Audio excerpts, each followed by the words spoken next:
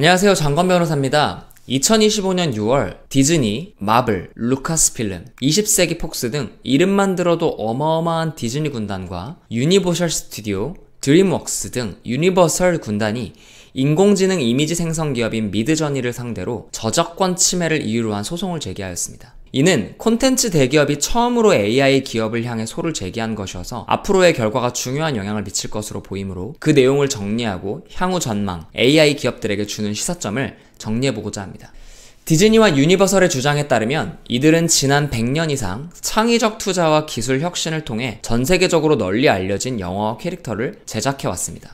이들이 보유한 지식재산 포트폴리오는 모두가 잘 알듯 스타워즈, 마블, 픽사, 디즈니 고전 애니메이션, 20세기 스튜디오 작품뿐만 아니라 최근에 슈렉, 미니언스, 드래곤 길들이기, 쿵푸 팬더, 보스 베이비 등 유니버설의 대표적인 캐릭터들도 포함되어 있습니다. 그리고 디즈니와 유니버설은 이러한 대규모 창작 투자는 미국 저작권법이 보장하는 독점적 권리 보호 덕분에 가능하였으며 이러한 저작권 보호 없이는 창작 생태계가 유지되기 어렵다는 점을 강조하고 있습니다. 원고들은 미드저니가 자사의 저작물을 무단으로 복제한 뒤 이를 이용하여 일종의 가상 자동 판매기처럼 작동하는 AI 이미지 생성 서비스를 운영해왔으며 이것이 단순한 기술적 활용이 아니라 AI 기술을 이용한 상업적 표절 행위에 해당한다는 입장입니다. 원고들이 문제 삼고 있는 미드저니의 행위는 다음과 같습니다. 먼저 미드저니는 자사의 이미지 생성 모델을 훈련하기 위해 원고들의 캐릭터와 영화 장면 등의 저작물을 저작권자의 동의 없이 대규모로 복제 및 수집한 행위를 하였고, 두 번째, 그 데이터로 만들어진 AI가 사용자가 단순한 텍스트 프롬프트만 입력해도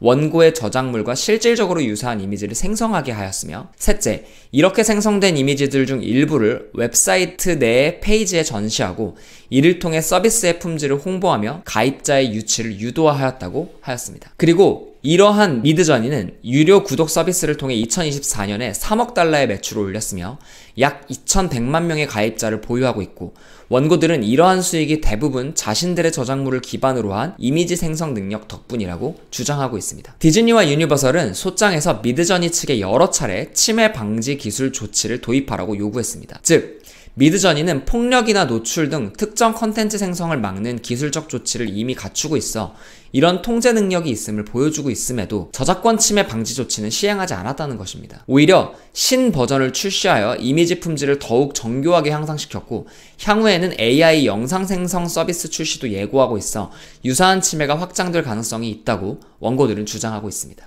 원고들은 미드저니의 행위가 먼저 원고의 독점적 권리 행사 통제를 침해하고 라이선스 전략을 방해했으며 정식 라이선스 계약을 통해 파생 저작물을 생성하는 회사들과 불법적으로 경쟁하며 기존 그리고 잠재적 라이선스 시장을 훼손하였다고 주장하고 있습니다. 또한 소비자들에게 미드저니의 복제 행위가 원고에 의해 승인된 것이라고 오인하게 하여 혼란을 야기한다고 주장합니다. 이러한 행위는 미드저니가 서비스 개발 및 훈련 과정 그리고 가입자에게 결과물을 생성하는 과정에서 원고의 저작물을 직접적으로 침해하는 행위일 뿐만 아니라 이용자들의 직접 침해 행위에 기여한 간접적인 침해 행위라는 것입니다. 결론적으로 원고들은 미드저니에 대한 피해액 및 미드저니의 수익에 대한 손해배상, 이러한 손해를 산정하고 배상할 구체적인 절차 이행, 가압류, 가처분 명령, 변호사 비용 및 소송 비용을 법원에 요청하였습니다. 결국 이 사건의 핵심은 미드저니가 원고들의 컨텐츠를 이용하여 서비스를 제공한 것이 저작권법상 공정 이용에 해당하느냐의 문제로 귀결됩니다.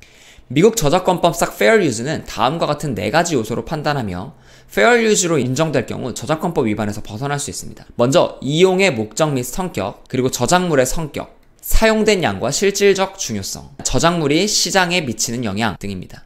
중요한 점은 Fair Use는 각 사안마다 적용의 양태가 매우 다를 수 있다는 점입니다. 특히나 Fair Use의 인정에 있어서 가장 중요한 개념은 Transformative Use인데 이는 원 저작물에 새로운 표현을 추가하거나 새로운 의미 또는 메시지를 갖도록 변형하여 사용한 경우 공정이용 행위로서 저작권 침해가 되지 않는다는 개념입니다. 이번 사건에서는 누가 봐도 원 저작물과 너무나 유사하고 거의 동일한 산출물이 나오기 때문에 공정이용의 Transformative Use로 인정되기가 상당히 어려워 보입니다. 일단 소가 제기된 지 한 달밖에 안 되었으므로 향후의 소송의 진행을 보아야 할 것이지만 만일 제가 미드저니 변호사라면 2가지를 논거로 변론을 할 것 같습니다. 먼저 AI를 개발한 것 자체는 공정이용이라는 주장입니다. 얼마 전 있었던 엔트로픽의 일부 승소 판결에서 다뤄졌던 내용인데 AI를 개발하는데 공개되어 있는 데이터를 사용한 행위 자체는 마치 그림을 그리기 위해 다른 그림을 보는 것과 같은 학습이라고 볼 수 있지 않은가 하는 점입니다. 이러한 주장이 인정된다면 AI를 학습한 행위 자체에 대해서는 공정이용으로 인정될 수 있을 것입니다. 이와 관련해서는 다른 콘텐츠에서 다뤘으므로 링크를 달아두겠습니다. 두 번째로 미드저니가 만든 아웃풋으로 원고의 저작물 시장을 침해하지 않았다는 주장이 가능합니다. 여전히 문제는 미드저니 서비스를 통해 산출되는 아웃풋인데 위에서 말씀드렸듯 누가 봐도 원자적물과 너무나 유사하고 거의 동일한 산출물이 나오기 때문에 공정이용의 트랜스포메이티브 유즈로 인정되기는 상당히 어려워 보입니다.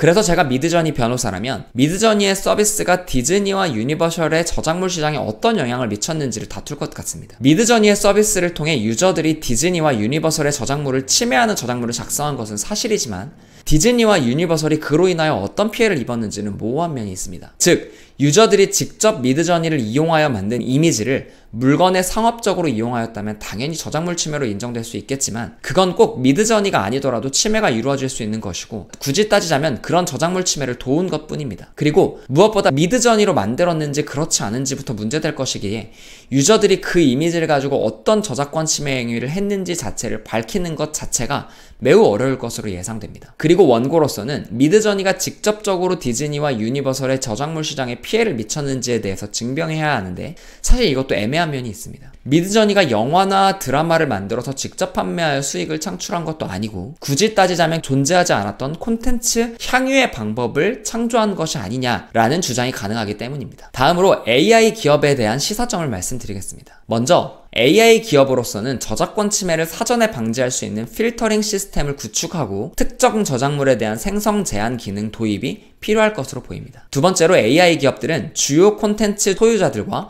명시적 라이선스 계약 체결을 통해 법적 리스크를 최소화해야 할 필요성이 있습니다. 이는 단순한 저작권 회피가 아니라 콘텐츠 산업가의 공존 모델을 구축하기 위한 출발점이라고 생각합니다. 다음으로 모델 학습에 사용된 데이터에 대한 출처 공개와 투명성 확보는 신뢰를 위한 기본 전제입니다. 저작권자가 자신이 만든 데이터가 사용되었는지를 알 수 있도록 하고 옵트아웃 기능을 통해 자율적 통제권을 부여하는 방향으로 나아가야 하는 것이 필요합니다. 끝으로 AI의 훈련과 생성 결과물 사이에 공정이용의 적용 범위가 어디까지 허용되는지에 따라 기업 입장에서 현재 법령과 판례에 따라 구분하려는 노력을 하셔야 합니다. 저작권법은 창작자의 권리를 보호하면서도 인류 문화의 발전과 기술 혁신을 촉진하는 균형점을 찾기 위한 제도적 장치입니다. 이번 디즈니와 미드저니 간의 소송은 단순한 기업 간의 분쟁을 넘어 AI 시대의 저작권법이 어떻게 적용되어야 하는지를 가늠하는 중요한 시금석이 될 것입니다. 이 사건의 결과는 향후 AI 기업들의 사업 모델과 콘텐츠 활용 방식에 중대한 영향을 미칠 것으로 예상되며